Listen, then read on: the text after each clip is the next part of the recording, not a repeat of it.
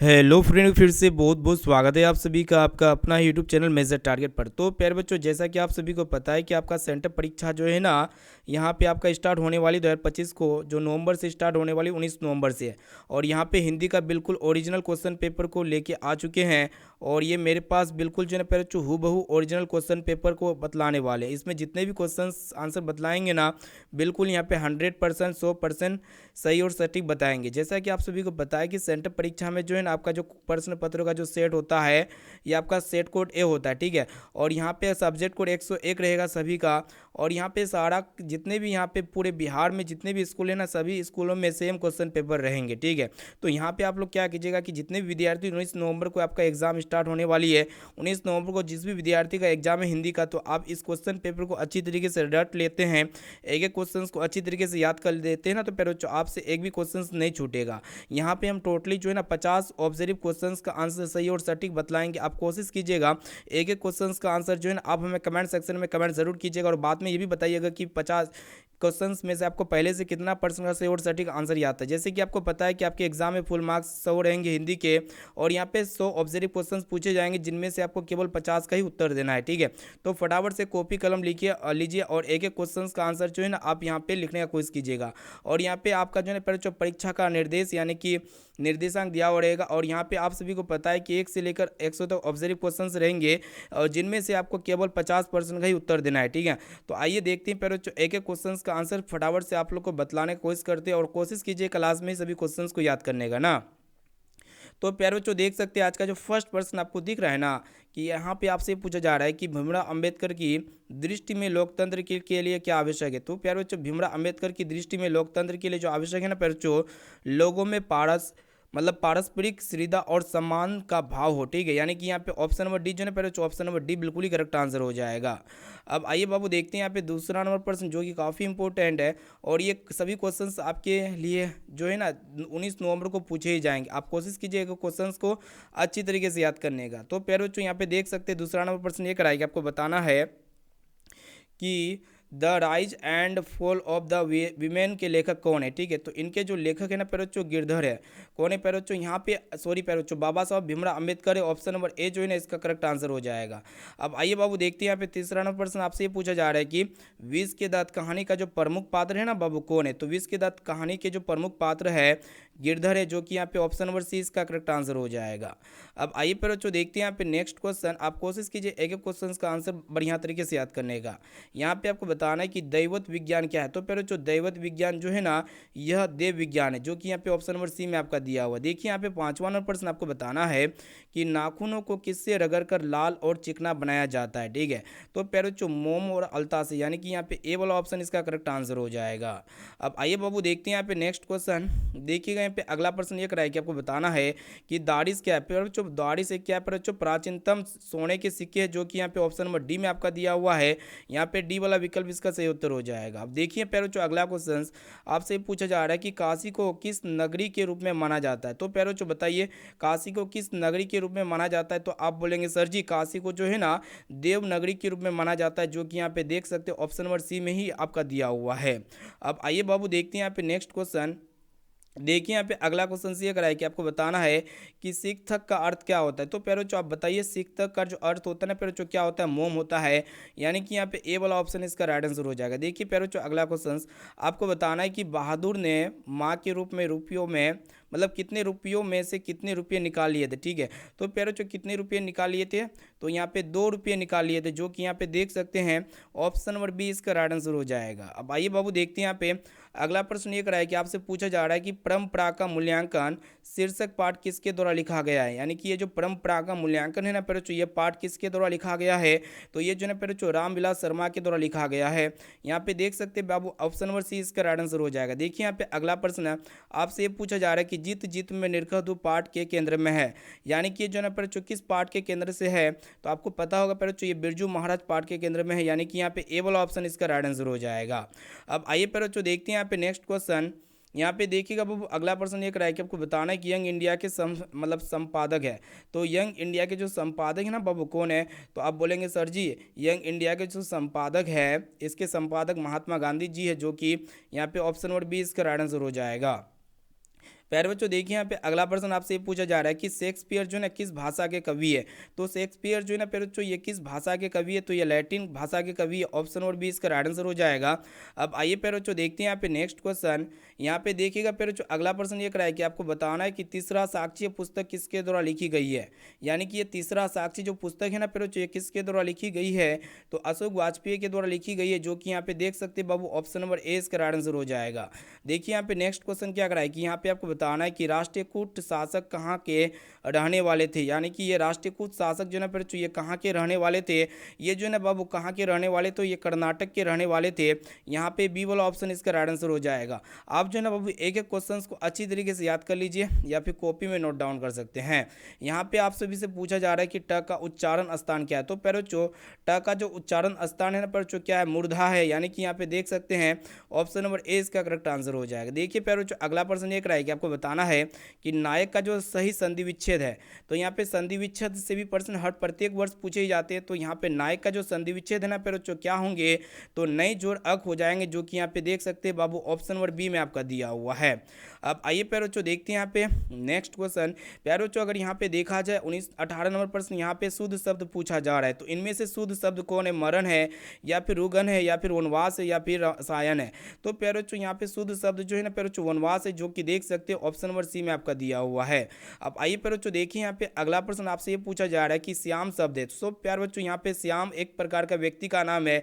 तो प्यारे बच्चों ये व्यक्तिवाचक संज्ञा के उदाहरण है। देख सकते हैं ऑप्शन नंबर बी जो है ना प्यारे बच्चों ऑप्शन नंबर बी इसका करेक्ट आंसर हो जाएगा। अब आइए बाबू देखते हैं यहाँ पे नेक्स्ट क्वेश्चन। अगला प्रश्न की तरफ बढ़ चलते हैं। यहाँ पे आपसे पूछा जा रहा है कि फुटपाथ शब्द है। तो पैरोचो फुटपाथ, तो फुटपाथ जो है ना पैरोचो यह एक स्त्रीलिंग शब्द है, जो देख सकते हो ऑप्शन नंबर ए में आपका दिया हुआ, ए वाला ऑप्शन इसका राइट आंसर हो जाएगा। अब आइए बाबू देखते हैं यहाँ पे आपसे पूछा जाए कि कर्पूर शब्द है। तो पैरोचो कर्पूर जो है ना यह तत्सम शब्द है, देख सकते हो ऑप्शन नंबर ए जो है ना इसका करेक्ट आंसर हो जाएगा। सभी क्वेश्चंस को जो है ना अच्छी तरीके से याद करते हुए जाना आप सभी संपूर्ण विद्यार्थियों को। यहाँ पे आपसे ये पूछा जा रहा है कि नेता शब्द का जो स्त्रीलिंग रूप है ना पैरोचो क्या है, बाबू बताइए ये नेता शब्द का स्त्रीलिंग रूप क्या होंगे। तो आप सभी बच्चे बोलेंगे सर ये नेता शब्द जो है ना यह क्या है पैरोचो, स्त्रीलिंग इसका सॉरी नेता का जो स्त्रीलिंग रूप है ना पैरोचो वो क्या चीज़ हुई आपको बताना है। तो नेत्री है, जो देख सकते हो ऑप्शन नंबर सी में आपका दिया हुआ है। अब आइए पैरोचो देखिए यहाँ पे अगला नंबर प्रश्न है। यहाँ पे आपसे पूछा जा रहा है कि सर्वनाम के कितने भेद होते हैं। तो ये सर्वनाम जो है ना पैरोचो सर्वनाम के जो भेद होते हैं 6 भेद होते हैं। ऑप्शन नंबर सी इसका करेक्ट आंसर हो जाएगा। अब आइए बाबू देखिए यहाँ पे नेक्स्ट क्वेश्चन। यहाँ पे आपको बताना है कि यह घर किस विशेषण का उदाहरण है। पैरोचो बताइए यह घर जो है ना यह किस विशेषण का उदाहरण है। तो यह जो है ना पैरोचो यह घर किस विशेषण का उदाहरण है। तो ये जो है ना पैरोचो सर्वनामिक विशेषण का उदाहरण है। Option number C correct answer हो जाएगा। अब आइए पैरोचो देखिए यहाँ पे जिसका क्रम हो या जिसके साथ क्रम की संभावना उसे हम लोग क्या कहते हैं। तो उसको जो है हम लोग क्या कहते हैं, संक्रमक क्रिया कहते हैं। देख सकते हो ऑप्शन नंबर सी इसका करेक्ट आंसर हो जाएगा। अब आइए पैरोचो देखिए यहाँ पे नेक्स्ट क्वेश्चन क्या कराए कि आपको बताना है कि रसखान किस राजवंश में उत्पन्न हुए। तो ये जो है पैरोचो किस राजवंश में उत्पन्न हुए, तो मुगल राजवंश में उत्पन्न हुए हैं।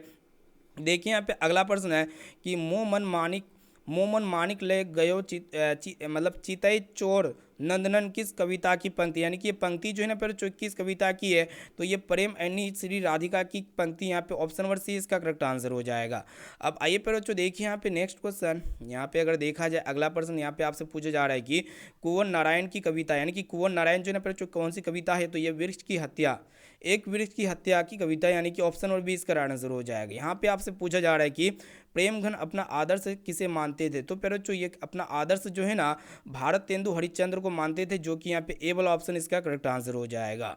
अब आइए बाबू देखिए यहाँ पे अगला प्रश्न आपसे ये पूछा जा रहा है कि लौट कर आऊँगा फिर कविता किस कवि द्वारा अनुवादित है। तो पैरोचो ये अनुवादित किसके द्वारा है, प्रयोग यहाँ पे अगर देखा जाए तो प्रयाग सकल के द्वारा अनुवादित है। यहाँ पे बी वाला ऑप्शन इसका राइट आंसर हो जाएगा। यहाँ पे आपसे पूछा जा रहा है कि जीवनानंद दास किस भाषा के प्रसिद्ध कवि है। तो पैरोचो ये बांग्ला भाषा के प्रसिद्ध कवि है। ऑप्शन नंबर बी इसका राइट आंसर हो जाएगा प्यारे बच्चों। यहाँ पे देखिए अगला प्रश्न आपसे पूछा जा रहा है कि आंगन के पार द्वार किस कवि की रचना है। तो पैरोचो ये किस कवि की रचना है। तो ये पैर बच्चों आपसे पूछा जा रहा है। तो यहाँ पे अगर देखा जाए ऑप्शन नंबर सी सचिनानंद हरिनानंद वात्स्यायन अज्ञ की ये क्या पैरोचो रचना है। यहाँ पे देखिए पैरोचो अगला प्रश्न आपसे पूछा जा रहा है कि मानव का रचा सूरज मानव को भाव बनाकर सोख दिया। यह पंक्ति जो है ना किस कविता की है? तो प्यारे बच्चों यह पंक्ति जो है ना हिरोशिमा कविता की है। देख सकते हो ऑप्शन नंबर ए ही इसका करेक्ट आंसर हो जाएगा। अब आइए बाबू देखते हैं यहाँ पे नेक्स्ट क्वेश्चन आपसे पूछा जा रहा है कि जनतंत्र का जन्म जो है ना कविता के रचनाकार कौन है?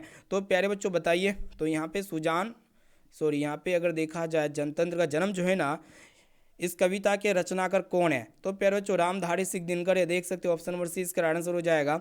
यहाँ पे आपसे पूछा जा रहा है कि रसखान द्वारा कृष्ण भक्ति संबंधी रचनाएं प्राप्त होती है, ठीक है, यानी कि किससे होती है? तो यहाँ पे सुजान रसखान से होती है। देख सकते हो ऑप्शन नंबर सी इसका आंसर हो जाएगा। अब आइए बाबू देखिए यहाँ पे सभी क्वेश्चंस आपके एग्जाम में 100% छपेगा, ये भी क्वेश्चन इससे बाहर नहीं दिखेगा। यहाँ पे आपसे पूछा जा रहा है कि कवि रसखान द्वारा कृष्ण भक्ति संबंधी रचनाएं प्राप्त होती है, तो किससे प्राप्त होती है बाबू? तो आप बोलेंगे सर जी ये जो प्राप्त होती है ना किससे प्राप्त होती है? तो ये सुजान रसखान से प्राप्त होती है। ऑप्शन नंबर सी इसका आंसर हो जाएगा। यहाँ पे आपको बताना है कि चिंदन बड़ा किसके द्वारा लिखी गई है? तो प्यारे बच्चों किसके द्वारा लिखी गई है? तो आपको बताएंगे सुमित्रानंदन पंत के द्वारा लिखी गई है। ऑप्शन नंबर ए जो है ना इसका करेक्ट आंसर हो जाएगा। अब आइए प्यारे बच्चों देखिए यहाँ पे नेक्स्ट क्वेश्चन की तरफ बढ़ चलते हैं। यहाँ पे आपसे पूछा जा रहा है कि गुणाकर मूले का जन्म कब हुआ था? तो आप बोलेंगे सर जी इनका जन्म जो हुआ था ना 1935 में हुआ था ना। ऑप्शन नंबर सी इसका आंसर हो जाएगा। देखिए यहाँ पे अगला प्रश्न आपसे पूछा जा रहा है कि बेटे के आंसू क्यों आते हैं? तो बेटे के जो आंसू आते हैं ना प्यारे बच्चों विफलता के कारण आते हैं। देख सकते हो ऑप्शन नंबर ए जो है ना इसका आंसर हो जाएगा। अब चलिए प्यारे बच्चों देखिए यहाँ पे नेक्स्ट क्वेश्चन काफ़ी इजी प्रश्न आपके एग्जाम में पूछा गया है। देखिए यहाँ पे आपसे पूछा जा रहा है कि कवि कर्म मतलब यहाँ पे आपसे पूछा जा रहा है कि कवि धर्मवीर भारती द्वारा भाषांतरित कविता है तो ये मेरे बिना तुम प्रभु, यानी कि यहाँ पे ऑप्शन नंबर डी इसका राइट आंसर हो जाएगा। प्यारे बच्चों देखिए यहाँ पे अगला प्रश्न क्या कराए कि दूसरे के इशारों पर भटकने वाले व्यक्ति को क्या कहते हैं? तो मूढ़ लोग कहते हैं, जो कि यहाँ पे ऑप्शन नंबर डी में आपका दिया हुआ है।